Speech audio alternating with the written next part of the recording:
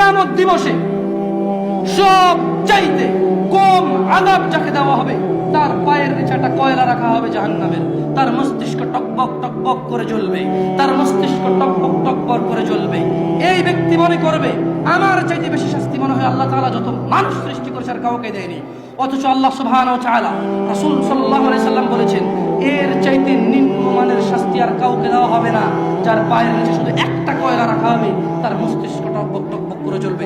আল্লাহ সুবহানাহু ওয়া তাআলা বলেন ইউবাসসিরুনহুম, ও মুহাম্মদ সাল্লাল্লাহু আলাইহি সাল্লাম আপনি দেখবেন অপরাধীরা যারা ঘুষ নিয়ে ব্যস্ত, সুদ নিয়ে ব্যস্ত, জিনা নিয়ে ব্যস্ত, মদ নিয়ে ব্যস্ত, জুয়া নিয়ে ব্যস্ত, মিথ্যা নিয়ে ব্যস্ত, আযানকে পরোয়া করে না, সালাতকে পরোয়া করে না, বেনামাজি হওয়াকে কুফরি মনে করে না। ইউবাসসিরুনহুম, আপনি দেখবেন ইয়াওয়াদুল মুজরিম, এই অপরাধীগুলো লাউ ইফতাদি মিন আযাবি ইয়াউমিযিন বিবানি, তারা আল্লাহকে বলবে ইয়া আল্লাহ, ইয়া আল্লাহ এই ছেলেকে নিয়ে নেন, ইয়া আল্লাহ এই ছেলেকে জাহান্নামে দিয়ে দেন, আমার মুক্তিপণ হিসেবে আমি ছেলেকে দিয়ে দিলাম, আমাকে আজকে আপনি জাহান্নামের আগুন থেকে বাঁচিয়ে দেন।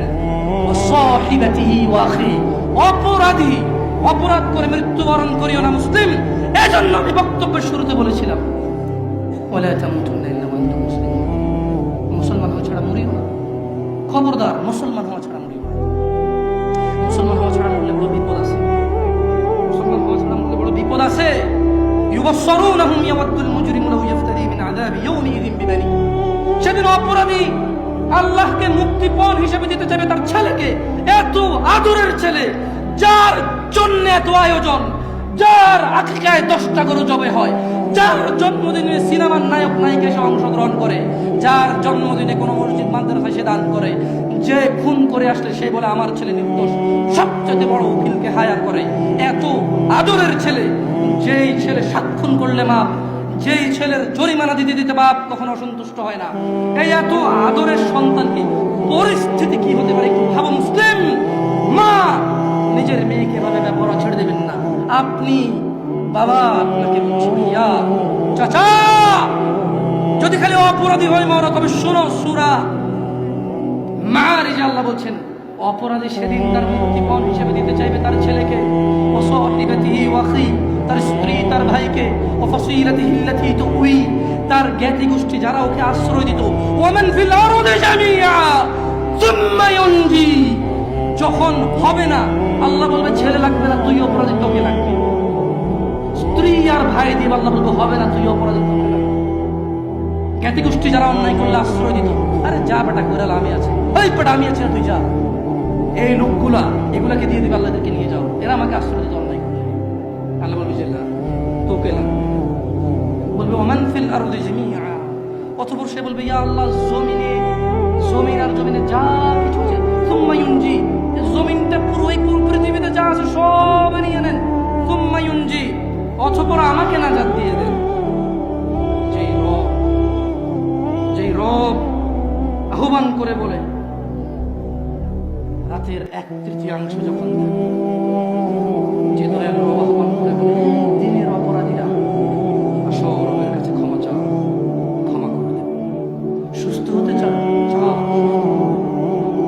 জান্নাত চাও চাও, দিয়ে দেব। এত দয়ালু রব যিনি বলে বান্দা তুমি জমিন থেকে আকাশ পর্যন্ত গুনাহ নিয়ে আসো, রব জমিন থেকে আকাশ পর্যন্ত দয়া নিয়ে আসো, আমার সাথে শিরিক করো না। এত দয়ালু রব, সেদিন ওই অপরাধী হয়ে যদি মারা যান, অপরাধী হয়ে যদি মারা যান, তাহলে এত দয়ালু রব যিনি মানুষের ভিতরে ধুলা কণা এর চাইতে কিছু একটা ছোট্ট, বোঝা যায় না, বলা যায় না, ভাষা নেই, কিন্তু কিছু একটা ছোট, বাস এর ছোট আর কিছু নাই, না বলা যায় না নাম।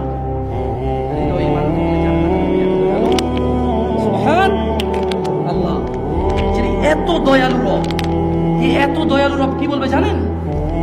কাল্লা, না, অপরাধীকে যখন অপরাধী তার ছেলে সন্তান স্ত্রী,